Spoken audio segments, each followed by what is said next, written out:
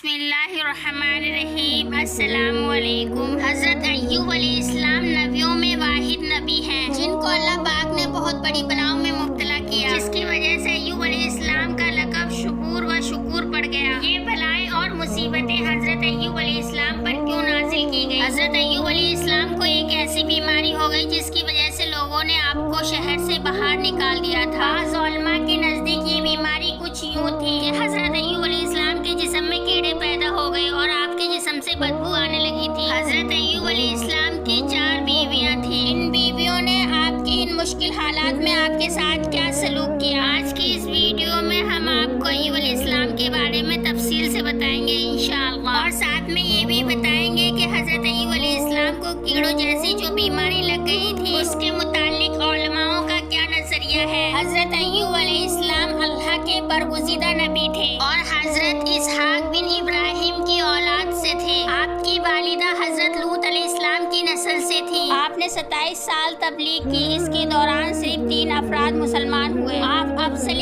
خلائق ہونے کے ساتھ ساتھ مالی نقطہ نظر سے بھی ممتاز تھے۔ حضرت ایوب علیہ السلام پر اللہ پاک کا سب سے بڑا کرم یہ تھا کہ اللہ نے انہیں منصب نبوت سے سرفراز کرنے کے ساتھ ساتھ دولت دنیا سے بھی مالا مال کر دیا تھا۔ حضرت ایوب علیہ السلام کے پاس 500 جوڑے بیل کے تھے، بے شمار بکریاں تھیں، کثیر تعداد میں اونٹ، گھوڑے، بیل، کھچر تھے اور بہت زیادہ زمینیں تھیں اور بہت زیادہ باغات تھے، بہت سارے خادم تھے۔ اس کے باوجود آپ کی عبادت کرنے کا یہ عالم تھا کہ فرشتے بھی آپ پر رش کرتے تھے اور آپ روزانہ کثیر محتاجوں اور کم سے کم 10 مہمانوں کو کھانا نہیں کھلا لیتے جب تک خود کھانا نہیں کھاتے تھے۔ اسی طرح محتاجوں، غریبوں، بیواؤں اور یتیموں کو کپڑے بنوائے بغیر اپنے لیے کپڑے نہیں بنواتے تھے۔ حضرت ایوب علیہ السلام خدا کے نبی تھے، برخلاف موجودہ توریت کے، جو کہ انہیں انبیاءوں کے ضمن میں شمار نہیں کرتی بلکہ انہیں ایک نیک صالح انسان سمجھتی ہے جن کی بہت ساری اولادیں تھیں جو صاحب مال شخص تھے۔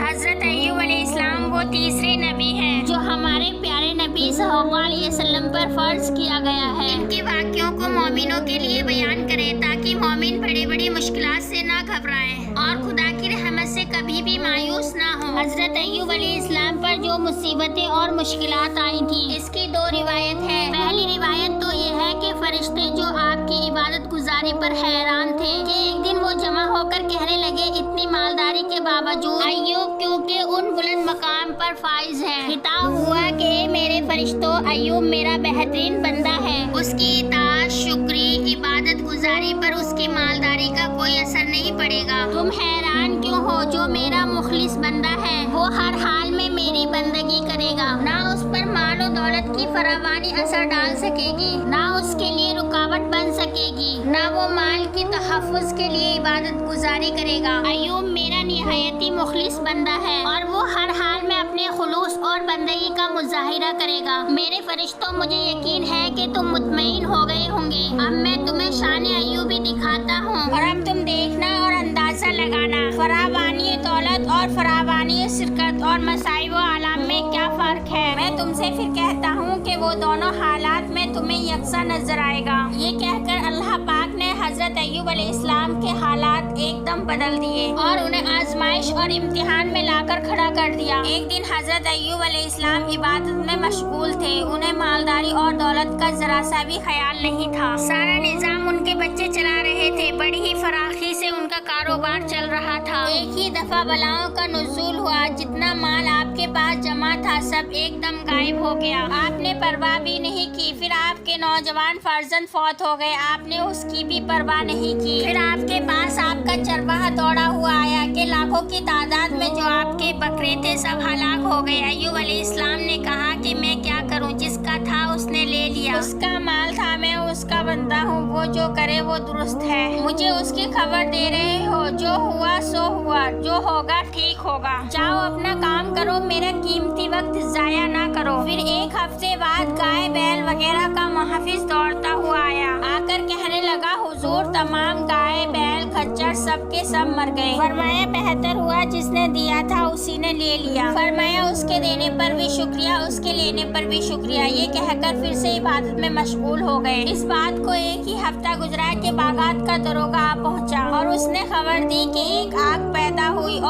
دم سارے باغات جل کر خاک ہو گئے۔ حضرت ایوب علیہ السلام نے پہلے ہی جیسا جواب دیا اور سجدہ شکر میں گر پڑے۔ میرے پالنے والے جو ہو رہا ہے یہی درست۔ پھر ایک ہفتے بعد اونٹوں کا محافظ آیا اور کہنے لگا حضور تمام کے تمام اونٹ ہلاک ہو گئے ہیں، سارا غلہ ترک ہو گیا، اب میرے پاس کچھ بھی باقی نہیں ہے۔ آپ نے سجدہ شکر کیا اور کہا اے میرے پروردگار، میں تیری آئی ہوئی ہر بلا کو اپنے لیے کرم خاص سمجھتا ہوں۔ ایک ہفتے کے بعد گھر میں آگ لگ گئی، تمام گھر جل گیا اور گھر میں جو سامان تھا سب خاک ہو گیا۔ آپ نے محراب عبادت سے سر اٹھایا اور آگ کی پرواہ نہ کی۔ پھر ایک ہفتے کے بعد آپ نے اپنا صندوق کھولا اور دیکھا کہ تمام سونا چاندی پتھر کے بن چکے ہیں۔ یہ دیکھ کر آپ ہنسنے لگے اور کہا اے مالک، جو بدترین چیز تھی وہ چلی گئی، جو بہترین چیز ہے وہ میرے پاس موجود ہے، یعنی مال تباہ ہو گیا، میرا دین و ایمان میرے پاس موجود ہے اور یہی میری اصل دولت ہے۔ اسی دوران آپ کے چھوٹے بچے معلم کے سامنے پڑھ رہے تھے، معلم باہر چلا گیا اور آپ کی چھت گر گئی۔ کسی نے آ کر آپ کو اس واقعے کی اطلاع دی۔ آپ نے بلا رنج و غم کے یہ کہا کہ جو ہوا سو ہوا، وہی بہتر تھا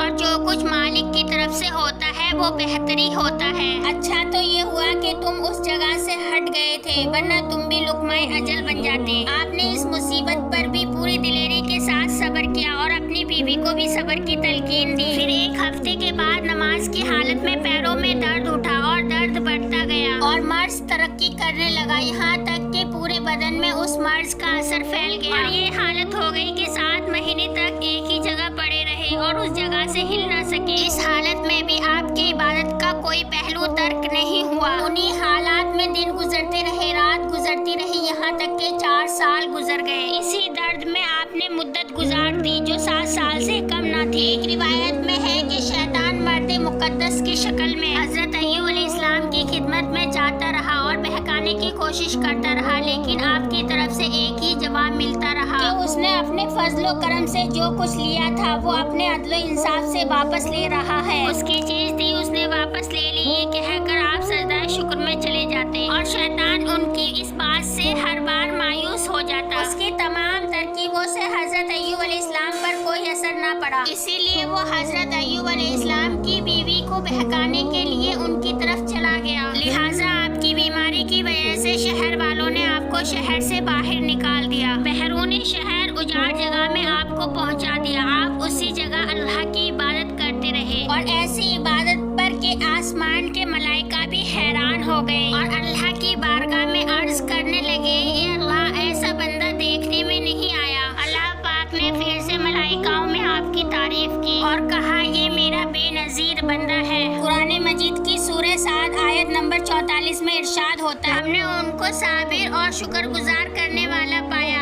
ایوب علیہ السلام کتنے اچھے بندے تھے جو ہماری طرف رجوع کرنے والے تھے۔ ناظرین، اب دوسری روایات میں عموماً نیز بعض روایت قاسم میں ہے جو حضرت ایوب علیہ السلام پر بلاؤں کا نزول ہوا، وہ ابلیس کی خواہش اور درخواست پر عمل میں آیا ہے۔ شیطان نے بارگاہ الہی میں عرض کیا یہ تیرا ایوب جو شکر گزار ہے وہ فراوانی نعمتوں کی وجہ سے ہے جو تو نے اسے دے رکھی ہے، اگر وہ نعمتیں اس سے چھین لی جائیں تو یقیناً وہ کبھی بھی تیرا شکر گزار بندہ نہیں ہوگا۔ اللہ پاک نے فرمایا یہ بالکل غلط ہے، وہ میرا بہترین بندہ ہے اور ہر حال میں میری بندگی کرے گا۔ شیطان نے کہا کہ مجھے اس کا یقین نہیں ہے، یا اللہ اگر یہ صحیح ہے تو آپ مجھے اس کے بارے میں تجربہ کرا دیں، اس کی مال و دولت، اولاد اور جسم پر مجھے اختیار دے، پھر میں دیکھوں گا کہ کیسے وہ بندگی میں ثابت قدم رہتا ہے۔ جا میں نے تجھے اختیار دے دیا ہے، لیکن دل، دماغ، زبان اور کان پر تیرا اختیار نہیں ہوگا، کیونکہ دل و دماغ کا تعلق عقیدے کی برقراری سے ہے، کان وہی سنتا ہے،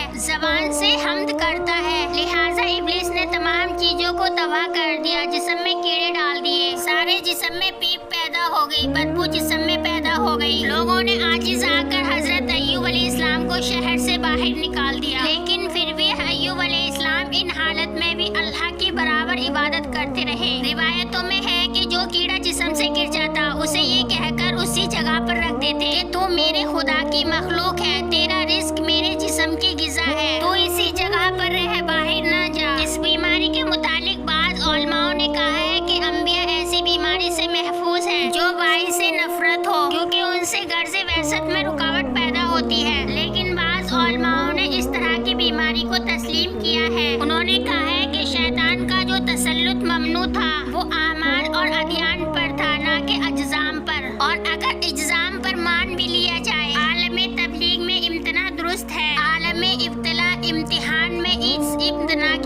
وجہ معلوم نہیں ہوتی۔ البتہ عالم تبلیغ میں تنفس آمیز کیفیات قطعاً ممنوع ہے، کیونکہ اس سے غرض بعثت میں رکاوٹ پیدا ہوگی۔ نہ لوگ ان کے قریب بیٹھیں گے، نہ انہیں کوئی دینی بات بتائی جا سکے گی۔ مختصر یہ کہ حضرت ایوب علیہ السلام اس طرح کا دور گزار رہے تھے۔ تمام عزیز و اقربا آپ سے کنارہ کش ہو کر دور ہو گئے۔ آپ کے 3 شاگرد تھے جو آپ کی تبلیغ سے ایمان لا کر آپ کے ہمراہ ہوئے تھے۔ ان شاگردوں نے آپ کا ساتھ دیا اور آپ کی خدمت بھی کی، لیکن آخر میں یہ بھی ساتھ چھوڑ گئے۔ اس کے علاوہ آپ کی 4 بیویاں تھیں، جن میں سے 3 نے آپ کا ساتھ چھوڑ دیا۔ 3 بیویوں نے آپ سے طلاق لے لی، جس کا نام رحمت یا رحیمہ تھا، وہ آپ کے ساتھ رہی۔ آپ نے فرمایا کہ تم بھی طلاق لے لو۔ انہوں نے کہا میں نے تمہارے ساتھ اچھے دن گزارے، یہ انسانیت کے خلاف ہے کہ اب تم پر برا وقت آیا ہے کہ میں تمہارا ساتھ چھوڑ دوں۔ میں تمہیں چھوڑ کر ہرگز نہیں جاؤں گی، دل و جان سے تمہاری خدمت کروں گی۔ مورخین کا بیان ہے جب ابتلا اور امتحان کی مدت ختم ہو گئی، حضرت جبرائیل علیہ السلام حضرت ایوب علیہ السلام کے پاس آئے اور کہنے لگے کہ پروردگار نے تمہارے ابتلا کو ختم کر دیا ہے، اور اٹھو، اپنے دائیں پیر سے فلاں مقام پر ٹھوکر لگاؤ۔ وہ اٹھ کہاں سکتے تھے؟ حضرت جبرائیل علیہ السلام نے آپ کی مدد کی۔ وہ اٹھ کر مقام معین پر گئے، ٹھوکر لگائی، گرم پانی کا چشمہ جاری ہو گیا۔ حضرت جبرائیل علیہ السلام نے کہا اس میں غسل کر لو۔ انہوں نے غسل کیا،